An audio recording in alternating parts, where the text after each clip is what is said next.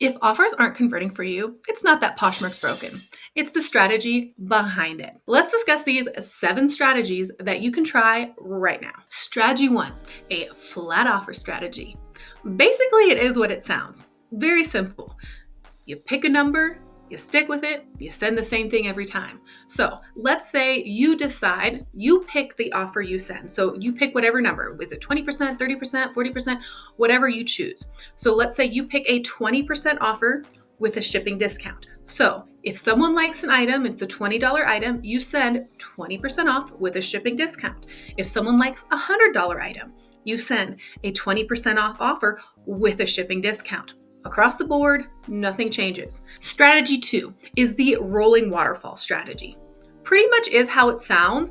It comes in waves. So as you wave in a certain percentage, you keep increasing the discount every single time. Now you can send and choose this waterfall strategy. You can do it weekly, you can do it monthly, you can do it every couple months, whenever you choose to do it.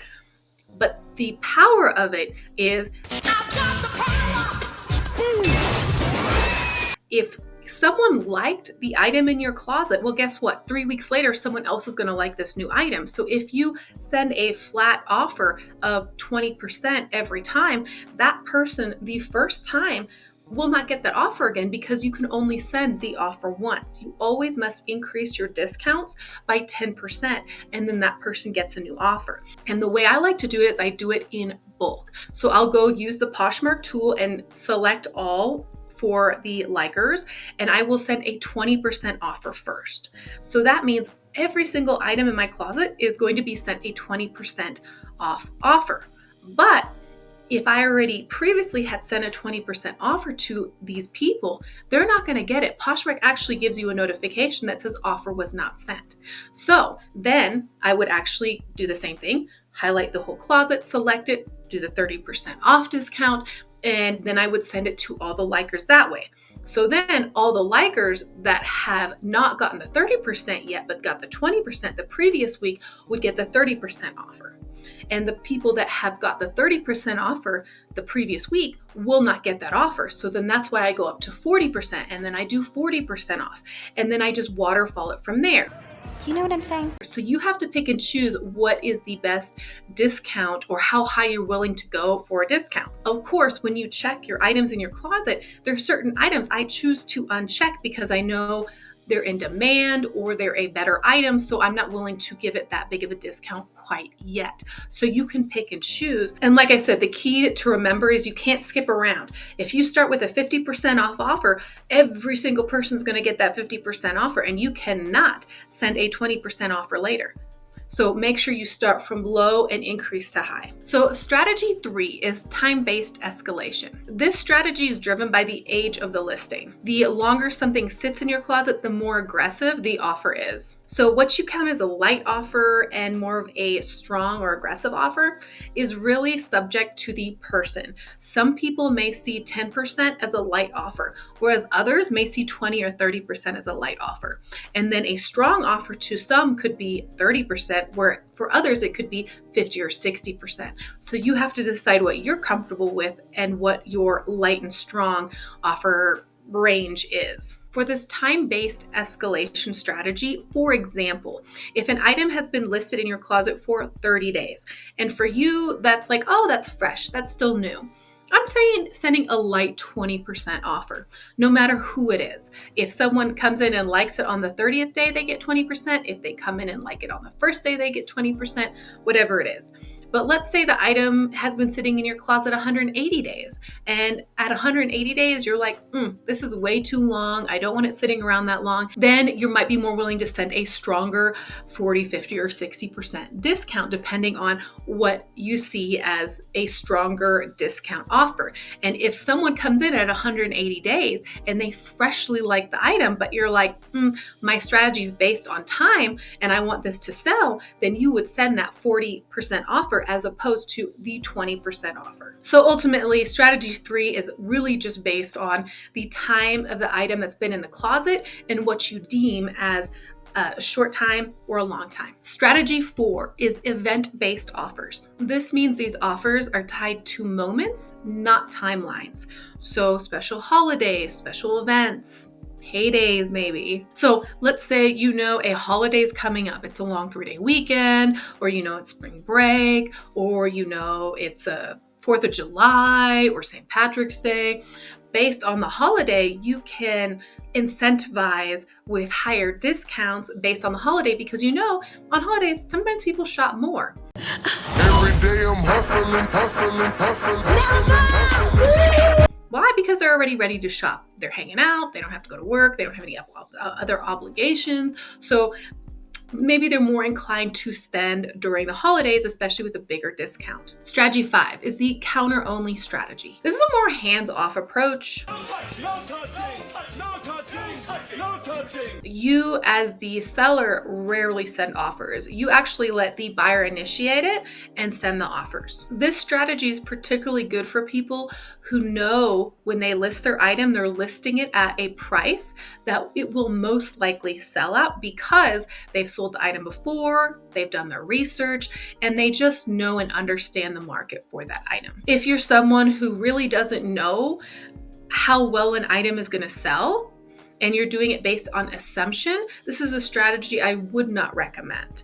I would only recommend this to someone who truly knows the worth of their item and if they're willing to sit and wait for the price. And this works particularly well for people who have more higher end items in their closet that will sell, but sell for a higher price because a particular buyer wants it, they're looking for it.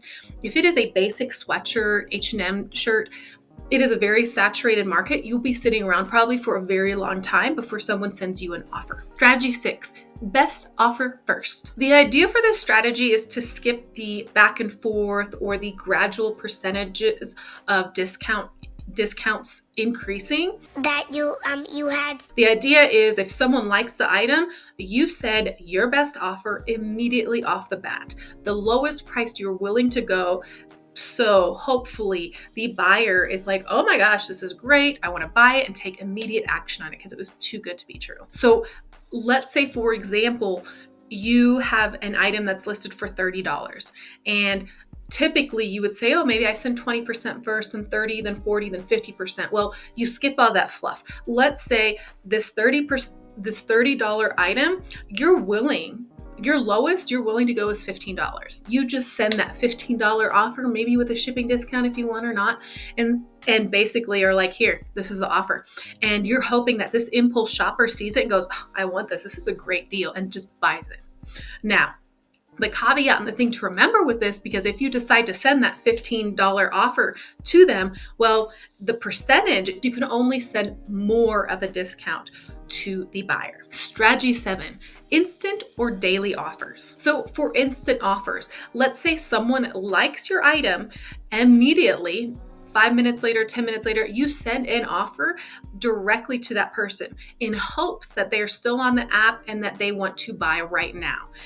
Get that buyer who's ready and primed and already looking and thinking about it. Ready?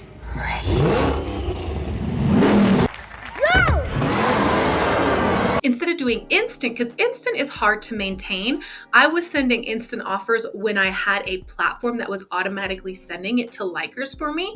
But once I stopped selling full-time, it wasn't worth it for me to send it instantly because I'd have to be on the app all the time, and that wasn't the goal for me anymore. So you could do daily.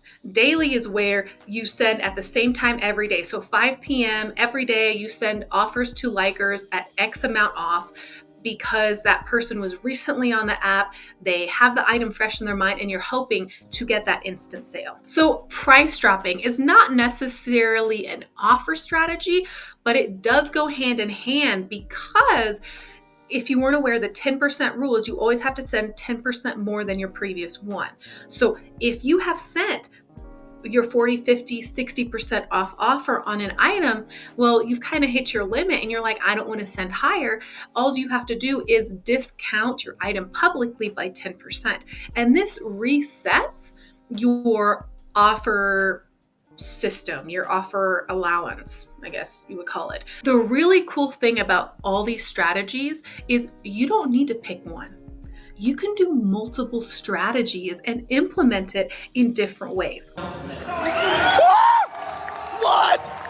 Let me give you an example just to show you how cool and powerful this is. So let's say you decide, I want to send daily offers. So every day, 5 p.m., you send offers to all of your likers every single day. If you sent a 20% offer the previous day to someone, don't worry, they're not going to get that same offer again because Poshmark won't do that. So then let's say on Saturdays, you choose to implement the waterfall strategy. So because you know you have the daily strategy that you do, you already sent the 20% off offer, you automatically start your waterfall strategy at 30%.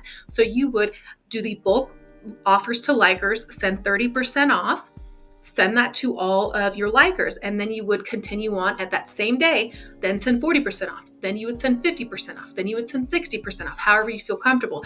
That way, every week, you are also implementing the waterfall strategy, and someone who got the 40% offer that previous week will get the 50% offer the following week. And then let's say on holidays, you want to implement nice big discounts or bundle offers to people who have already liked it. Well, you can actually send private messages to people who have liked or engaged with your items, which is really cool and convenient. And you send bulk messages. And in the next few videos, we'll be talking all about bundles. So how to bundle items, how to send messages, the strategy behind it. So make sure you're subscribed so you don't miss out on those videos. And then let's say it's been, 2 months, 3 months that you've been doing this. You're like, okay, well, now it's time for me to discount items in my closet. So that way it kind of resets my offer strategy. So I will bulk discount all the items in my closet by 10%. Now, of course, if it's a brand new item and you can sort when you do this by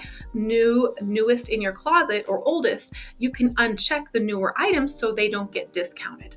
And that is what I like to do. So then with the price drop, that resets everything. So then I can redo and resend all those offers again. So the point what I'm trying to share with you is these strategies aren't competing with each other. They are working with each other. And you don't have to do all of them on the same day. But how I showed you, you strategically layer them and use them to your own benefit. So you're constantly doing something with your closet and hoping that it is getting popped up in a notification on that person who liked it, and it's enticing and they say, oh yes, I want it. So out of all these strategies I listed, which one are you most interested in implementing? If you've already used some of these strategies, do you have a better idea of how to leverage them and use them together for your own advantage? Leave it down in the comments. So when I first started sending offers on Poshmark, I really had no strategy. I had no game plan. I kind of just sent offers when I wanted. I sent them individually.